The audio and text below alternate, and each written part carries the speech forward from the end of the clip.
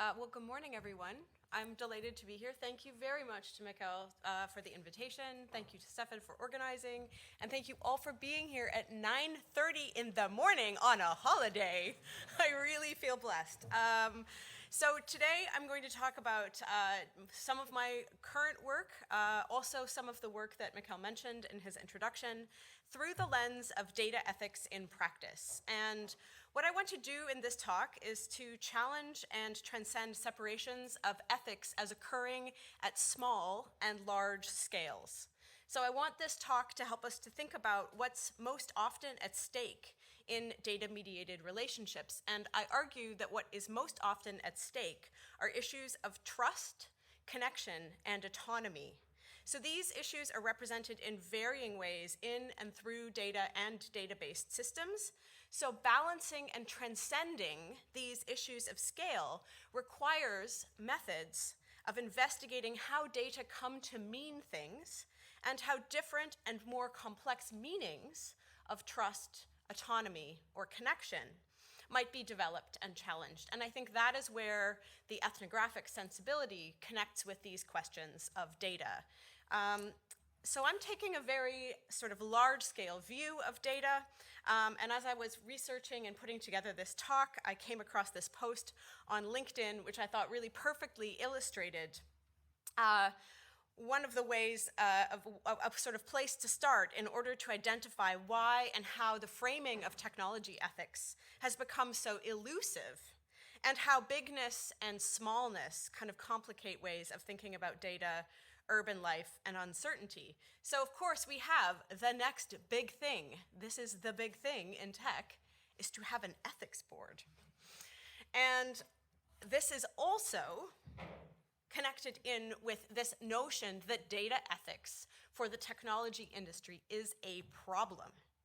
So this seemingly relentless unfolding of surveillance architectures and economic embedding of data gathering and exploitation into the foundations of capitalism suggests that data ethics is urgent and necessary, but very often this data ethics problem refers to or resolves into vague statements of principles by already powerful entities.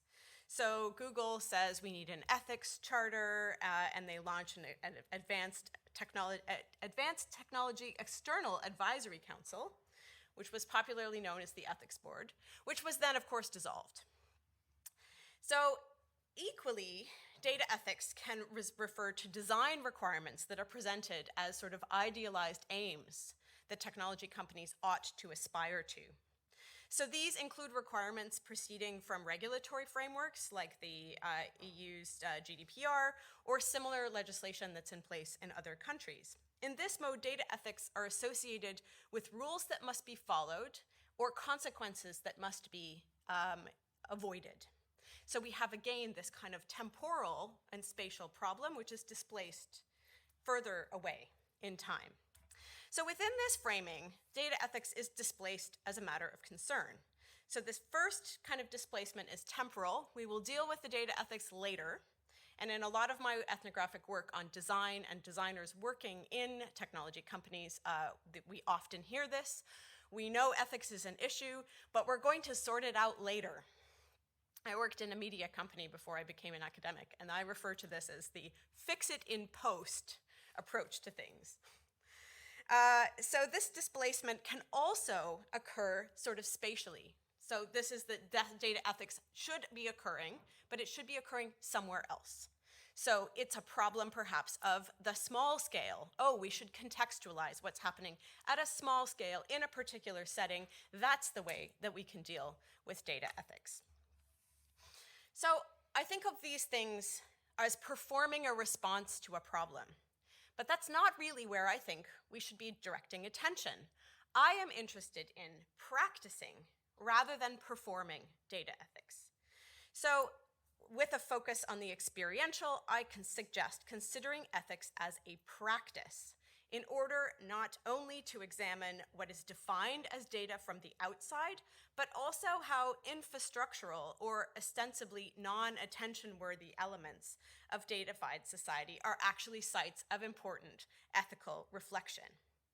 So I define ethics as practice in data-driven contexts as ways of organizing, acting with, relating to, or contesting data. And I think this encompasses the range of sort of sites and positionings within the circuit of technology production and use that Mikkel identified when he gave this introduction. So the uses of data within urban settings provide a number of specific contexts and practices that intersect and transcend what might be considered top-down or bottom-up dynamics. So data-based governance, management, and civic engagement are all deeply embedded into the function and experiences of cities, and they are all sites of contention over the ways of organizing, acting with, relating to, or contesting data. So this embedding raises important questions of ethics, justice, and power in places that we might not expect them to occur, not only at the regulatory level and not only at the kind of fix-it-in-post level. These embeddings require the kinds of attention that ethnographic practice often encourages. And so in these images, you might actually recognize some places. These are images from a data walk that I conducted here at ITU. There might even be some familiar faces if you look very closely. I'll talk a little later in this talk about how these kinds of ethnographic practices are ways of breaking open this notion that ethics needs to either be sort of in a scalar or temporal separation from people's actual practices.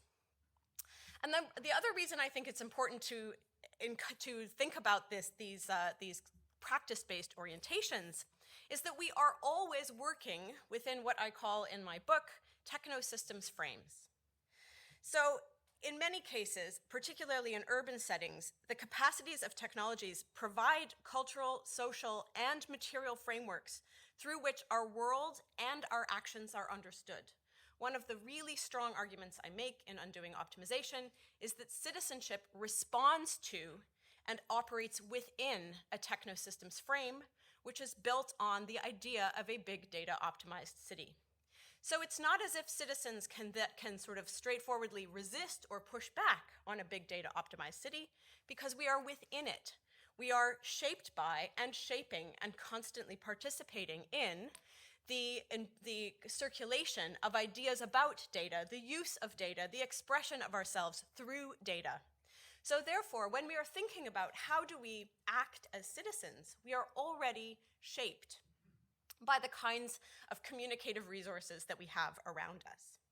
So when we think about scale, and when we think about ethics at this moment in history, it's useful to think about what the technosystems frame has indeed provided us with. What the technosystems frame has provided us with is actually an extension of our understanding of what is the ethical, and the extension of that across space and time. So one good example of how a technosystems frame actually shifts our ethical imaginary is in fact our understanding and response to the climate emergency.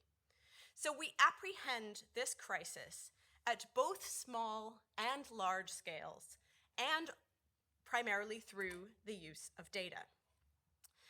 There are many aspects of this current crisis that are experienced at a sort of small or lived experiential scale through bodily perception, whilst at the same time, as an actual crisis, as an Earth-level planetary crisis, it is only able to be apprehended at this distributed scale through data and the narratives based on data. So I've included data visualizations, for example, to illustrate how this notion of a kind of planetary crisis is mediated both through climate data, as Paul Edwards identifies, this has a very long history, but also through the visualizations that are connecting bodily experience at particular lived scales and in lived relationships with this notion of a sort of systemic level crisis. So this is one kind of crisis that we are experiencing and apprehending in relation to our urban experiences, but it is not the only one.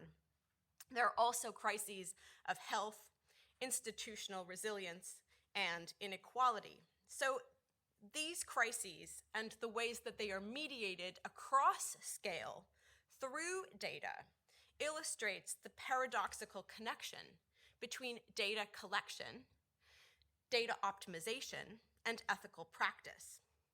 While some aspects of lived experience, for example, my daughter picking raspberries in the middle image on this slide, escape complete datafication, other features of lived experience, including the important shared experience, such as the experience of climate change, are intensely datafied across scale.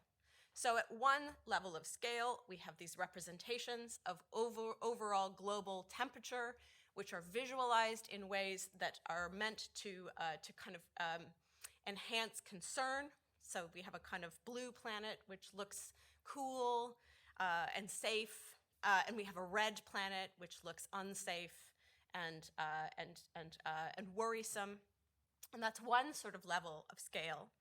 While on the other scale, we have an intense datafication of very small or intimate aspects that are actually connected into these larger global representations. So on the right-hand side of this slide, I have an image of a sensor box that's half buried in a community garden, which is at one of the field sites that I'm going to talk about a little later in the talk.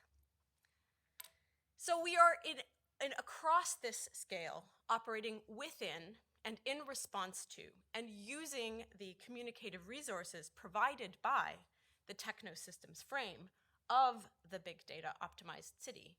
And we are never fully able to escape it, but also still equipped with the means to transcend it. And so one of the ways that I think that this kind of rethinking and different engagement with the technosystems frame and the big data optimized city might occur is to attend to trust and autonomy across scale, and in particular, to pay attention to where frictions occur. And so the notion of friction that I develop also in Undoing Optimization comes from Anna Tsing's work. And friction is really central to the way that I think about this kind of reshaping of civic action and the capacities not only for a good life as a citizen, but also for a good life in an ethical sense in terms of the capacity for flourishing. So one of the reasons that I'm interested in the kind of pursuit of a kind of deeper ethical thinking in relation to data is partly because of this displacement of data ethics as something that needs to be functional and that needs to be aligned with this dominant version of this techno-systemic frame, which is that we will optimize, that more will occur, that progress will be persistent, and that technology will save us. So instead, I think what is useful to focus on is to attend to these frictions and to think about how trust and autonomy appear in different places than we might have considered them to be located. So I propose for the rest of this talk to focus on how trust and autonomy intersect with control of infrastructure, control of data flows, and control of data's meaning and value. So this helps to transcend the idea that ethics must be practiced at a small scale with an attention to context that can only be particular. Or further, that the issues of justice interpreted at one scale can be linearly mapped to another. And here I'm trying to challenge a kind of very banal interpretation of scale as being something that can be sort of multiplied smoothly, right? So let's extrapolate from this small context here. Here we are in Copenhagen. We're going to do a small experiment here on 50 people, and we're going to get some insights. And then we're going to extrapolate that this applies to all of the residents of Denmark, or perhaps all of Western Europe. And we see that this kind of mapping, sort of attempt at seamless mapping of scale to go in both directions. Sometimes you have a kind of a global paradigm, which you then assume is going to be interpreted in a local way, in a kind of seamless mapping of small to large or large to small. So I think we can be guided by Tsing's notion of friction to think about how and under what circumstances these seamless mappings become seamful, tense, and difficult. So infrastructure, flow, and meaning are apprehended both at small and large scales and across these scales, and they are all important issues of justice and issues of ethics. So I'm going to begin with talking about ethical contentions in the control of large-scale data infrastructures. So I have just arrived from the UK, which is our sort of sadly lost island off the coast of continental Europe, constantly dreaming of a moment in which we will either become whole or be able to join back with our friends on the other side of the channel. And so my examples are particular to the setting in which I am currently living, but I think they will provide you with imaginative landscapes to think about other sorts of frictions and tensions across and between scales. So let's start with control of data infrastructure at a very broad, deep, or even big data level. And I want to talk about the control of healthcare data and the different kinds of contentions that have occurred in the UK context around the management of what is considered to be an extremely valuable data-based resource, which is all of the medical records of the National Health Service in the UK. Now, the UK has a population of 67 million people. It has a single health system, which is free at the point of use and collects data about everyone who uses the health system. Because this is a fully public system, ostensibly, at this point in time, all of this data is that there is a very large amount of data, and that data is very deep and very broad. It includes many people, and it tracks people over time, and it has been collecting medical records since 1947. So this is considered a very valuable data resource. And so there's been, in the last 10 years, as the various different versions of conservative governments in the UK have attempted to kind of privatize, liberalize, or Americanize the health system, there have been many different kinds of proposals to gain access to this data and to use this data in various different ways. The first one was in 2011 with a proposal called care.data, which was a proposal to open up the health data to greater data sharing, which would have allowed the medical records to be transferred between different people inside the health service and also outside the health service to insurance companies. There was an enormous amount of civic dissent towards this proposal. People at that time in the UK were vehemently opposed to having anyone besides the government have access to their medical records. So care.data was shelved for another 10 years. 10 years later, there's a global pandemic.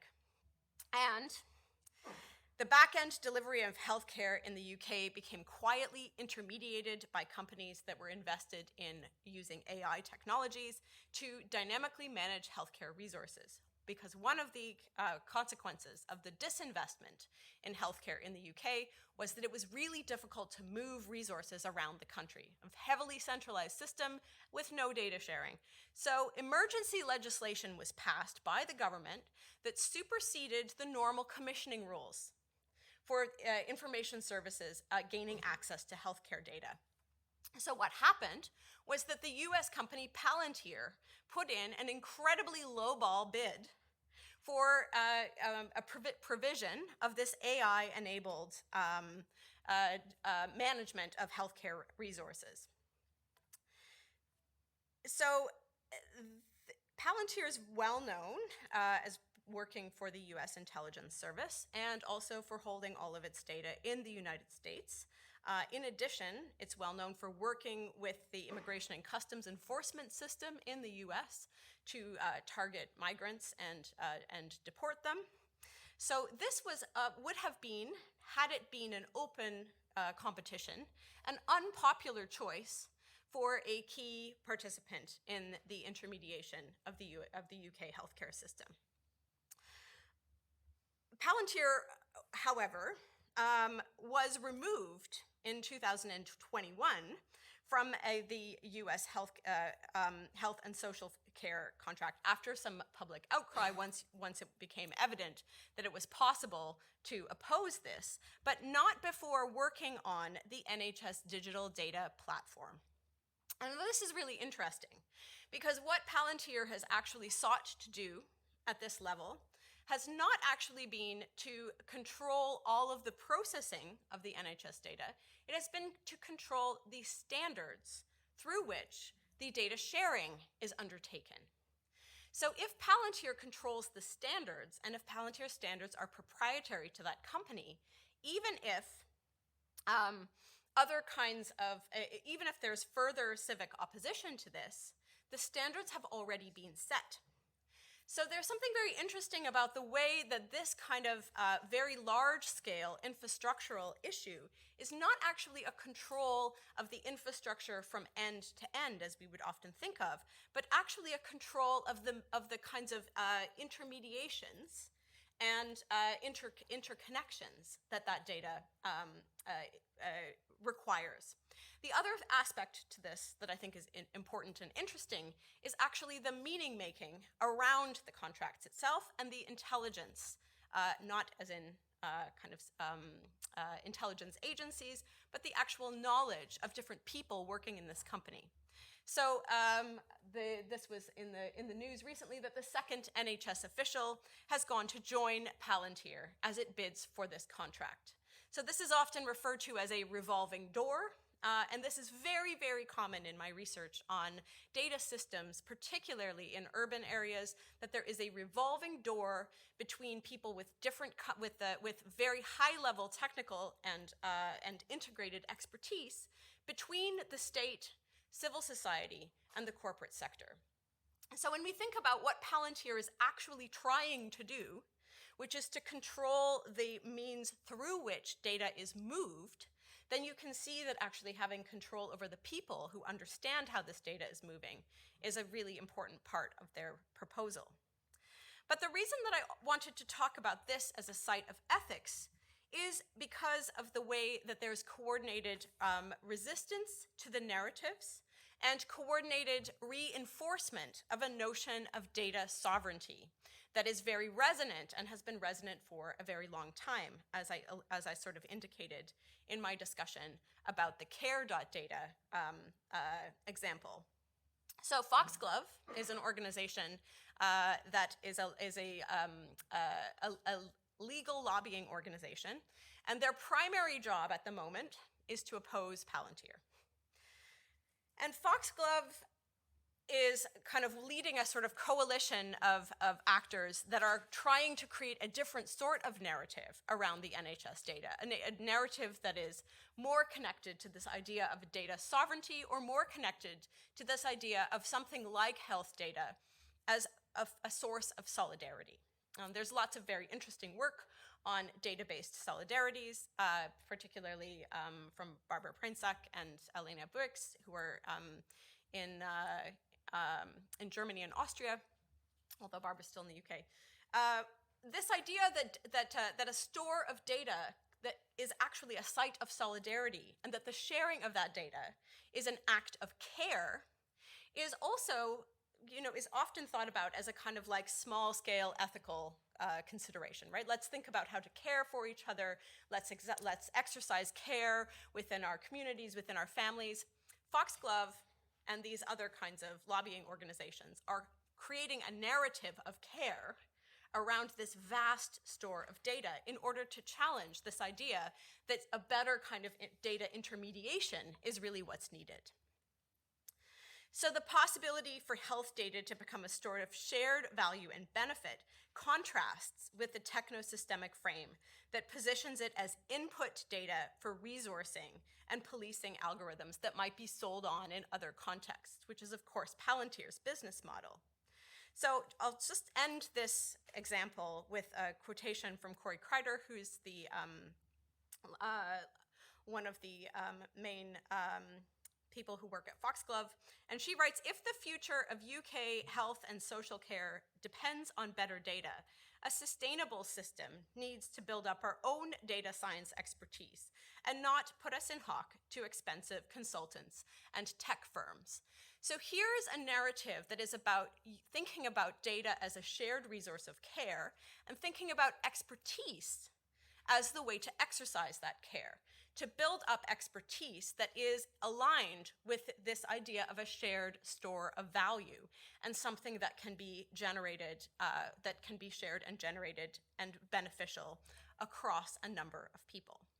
So this is the sort of first story in this talk, which is really about control of infrastructure and the ways that trust and autonomy and care as a sort of aspect of autonomy can operate at this infrastructural level.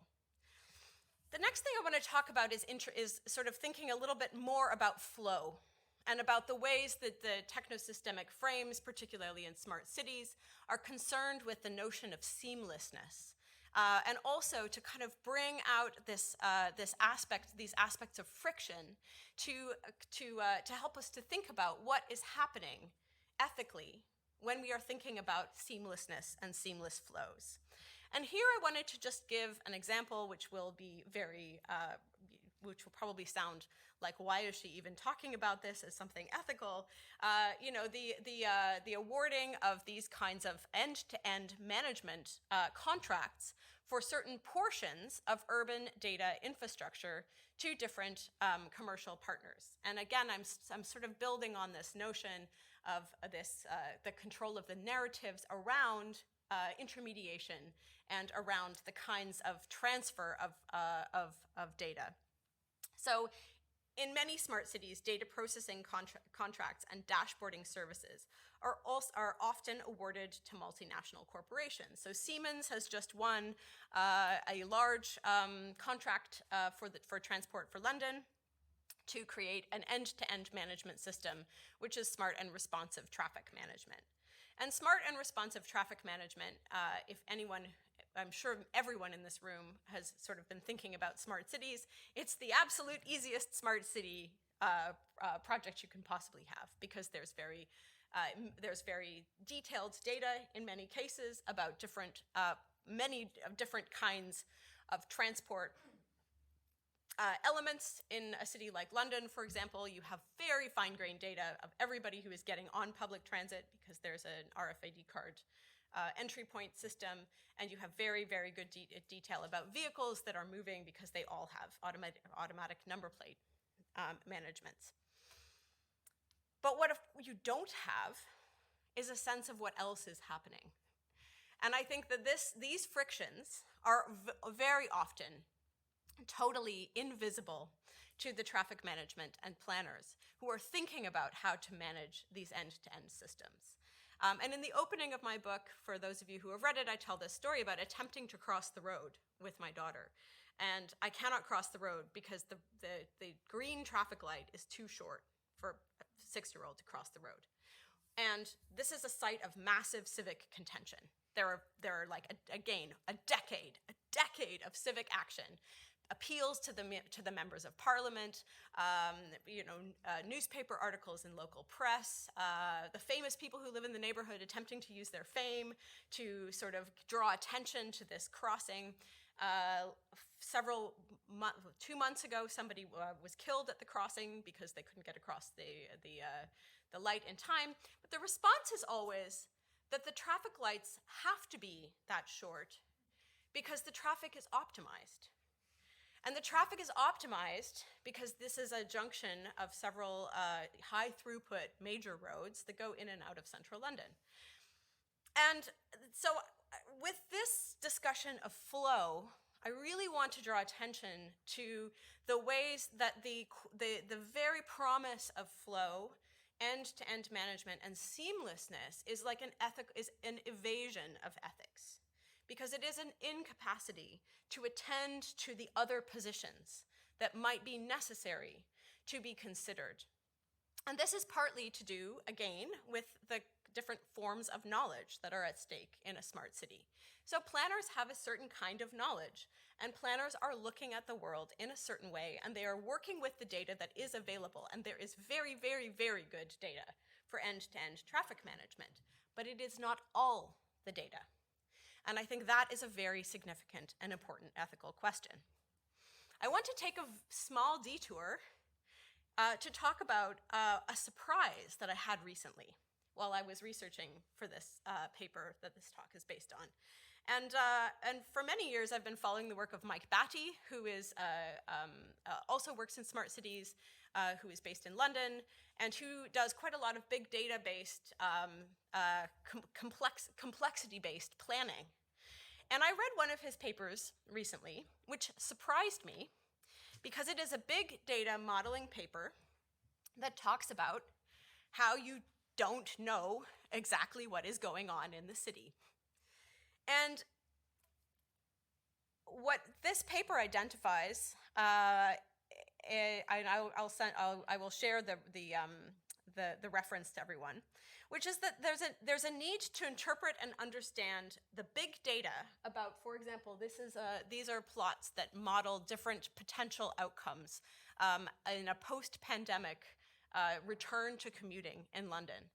And what Batty and his colleagues have done in this big data-based paper is to model different kinds of speculative outcomes for like how people might change their behavior after the lockdown. He was clearly like stuck at home thinking like, I'll just do a lot of data science while I'm home. But what I was really struck by was that his paper concluded that it was not actually possible, that there were different kinds of scalar problems with this modeling. And they predicted different combinations of choices, such as working at home, working in an office, or prioritizing different forms of transit. And they ran these big data simulations for different scenarios, but they were more specifically various than the authors had anticipated. They had anticipated that they would have one potential outcome. And what they discovered was that the data really suggested that there was the sort of unknowable amount of potential variation. And depending on how they sliced the data and which different ways they computed the data, they actually came up with really wildly different potential outcomes, which had to do with very intimate decisions, which were actually very hard to model. And I really appreciated the kind of humility with which these authors said, we have got all this data, and the data is really good, but we really don't know exactly how to balance out this large-scale modeling with what people might be thinking about in their kind of small, not small, but in their intimate lives. And so this revision of the kinds of insights generated from large-scale data suggests that autonomy and relationships, connection, complicate predictions that are made using large-scale data sets. So this practice of seamlessness that I was talking about just now, which is observable and interpretable often by entities that are only working at a very, very large scale and have access to quite a lot of, what is considered very good data, like corporations, may be limited and may ignore or be actually unable to take into account what really, truly is related to people's flourishing. And I was really struck by this paper, and I think that this is the kind of work that is also ethical work. What I'm saying is there's many ways to do ethical work using many different methods. But what I was really struck by was that the way that Batty and his team interconnected different scales and different kinds of decisions was what made this work, to me, seem really productive from an ethical point of view. So I think one kind of main point I want to make just at this juncture is this sort of thinking about frictions. and thinking about the frictions in Batty and his colleagues' work, help us to break down assumptions about scale and help us not to become too seduced by this idea that you can very easily mathematically scale up or down. I have a story in my book that is about this kind of notion of friction from a project in Bristol in the west of England, which was a community sensing project. And it was a really nice project. The consultants sort of identified that the sensing data could be used to form a city commons, and therefore could be shared between the government and the people, the residents of the neighborhood who were doing the sensing project. And that was really all very nice and very seamless. But actually what happened in practice is the community had giant fights about this sensor data and who was going to use it and who was going to feel allowed to have access to it and how good was it and whose responsibility was it to think about what to do with this data, which I thought was really interesting because it necessitated a practice of solidarity. It meant that the community had to go and sit together and say, this is actually everyone's data. This is not the government's data. This is not the housing authority's data. This is not the guy down the street's data who wants to make this into a small business. This has to somehow become something that even if we disagree about it, we disagree about it together. So I'm going to shift now from thinking about data infrastructures as these sites for ethical reflection and contention, through thinking about seamlessness of data and control of data flows as sites of ethical contention, to thinking about meaning and value. And this story from Bristol is a kind of introduction to that notion of thinking about the contentions around data's meaning and value as really important aspects of ethical reflection that once again kind of transcend scale. And here I'm going to talk about some of my very newest research and sort of think through a little bit how that research connects to some of the themes that I've worked on in the past.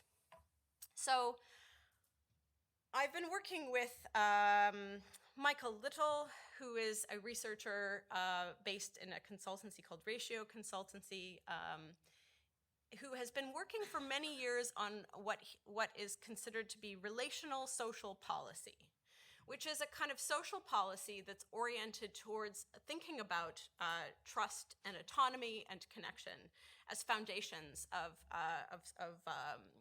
health, in fact. So as you can see, my work is still really grounded in the urban, but I'm increasingly thinking about climate and health as kind of determinants of experience.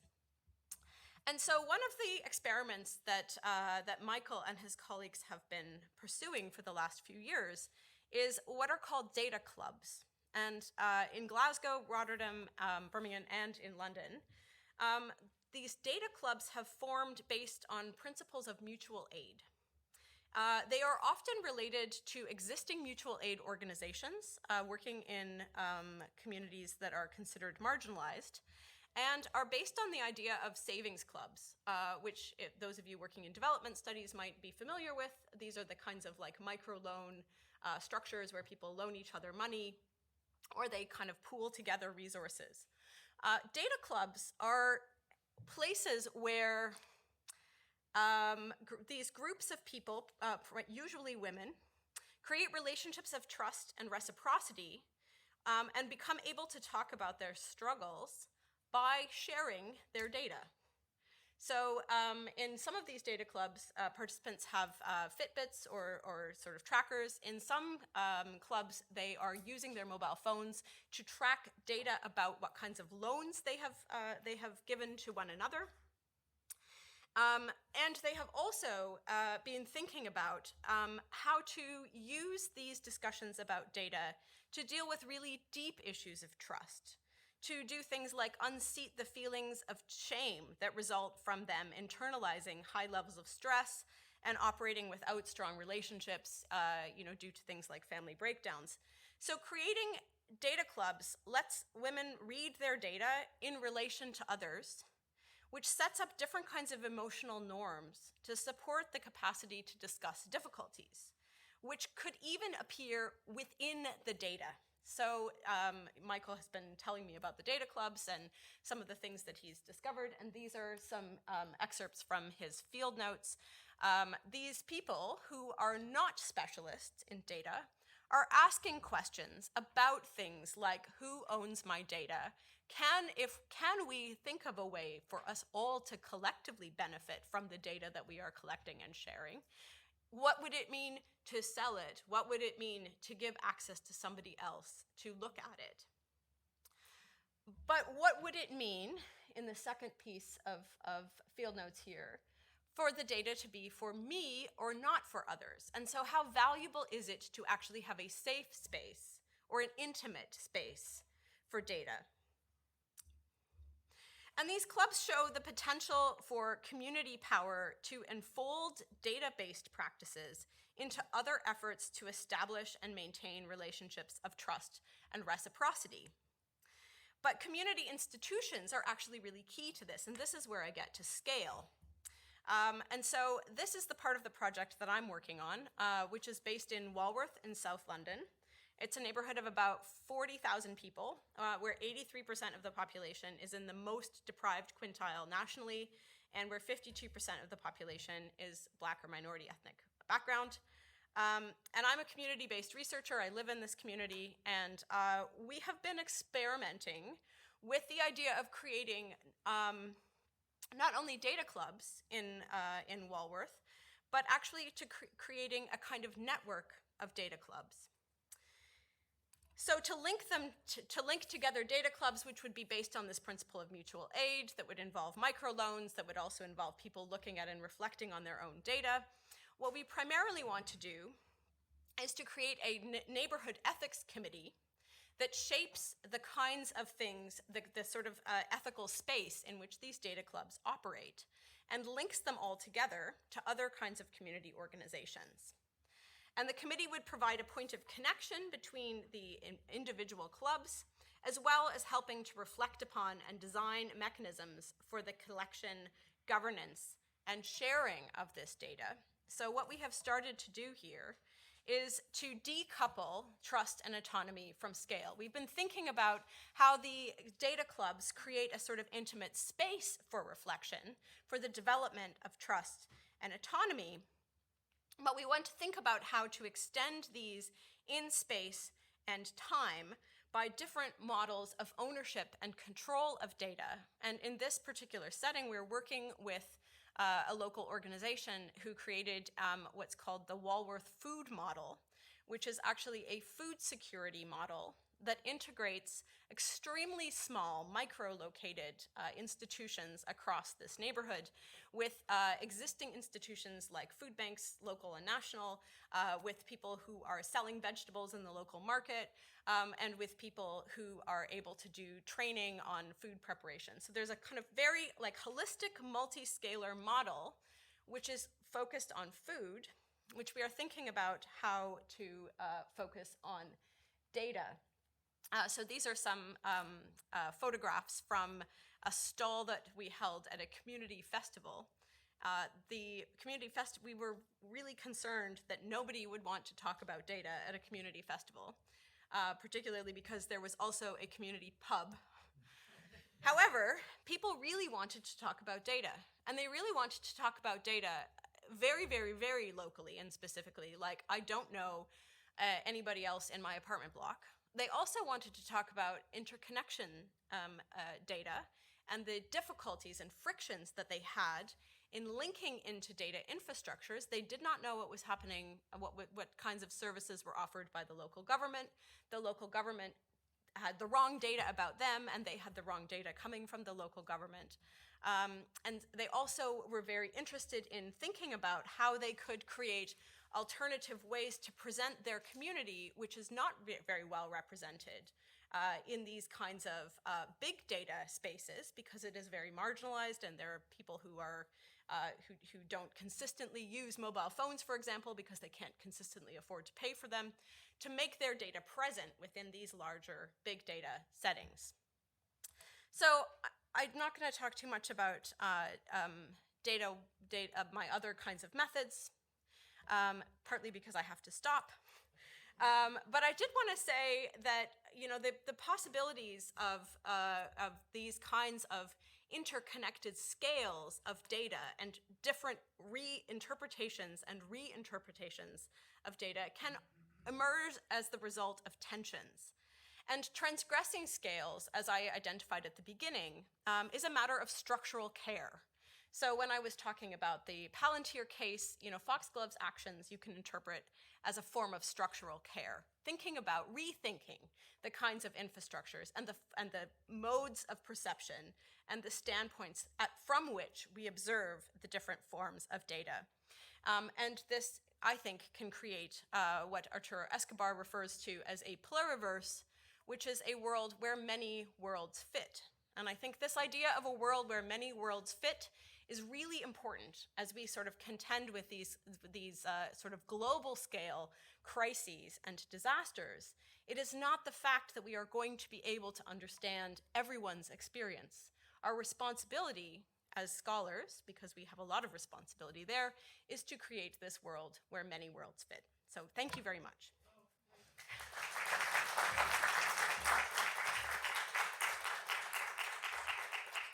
Oh yeah, extra bonus. Just AI just launched our website, and it's just-ai.net, and it's amazing. So if you want to look at how we do this kind of many world making for research, there it is. Thank you. Yeah, thank you very much for a really interesting talk, working on a lot of different levels. We have 10 minutes or so for questions and discussions. Anyone? Otherwise, I'll start out. Yeah, please do. Because I really like the small community workshop you had there, and just those small stickers and saying what data do we need and so on. And I've always been interested in what do people actually see as data. Yes. So when they hear could we get more data, I would assume that many of them will say, okay, we need something that we can count. So how many people are willing or whatever. What can you give examples of the versions of what data is? I mean, there were so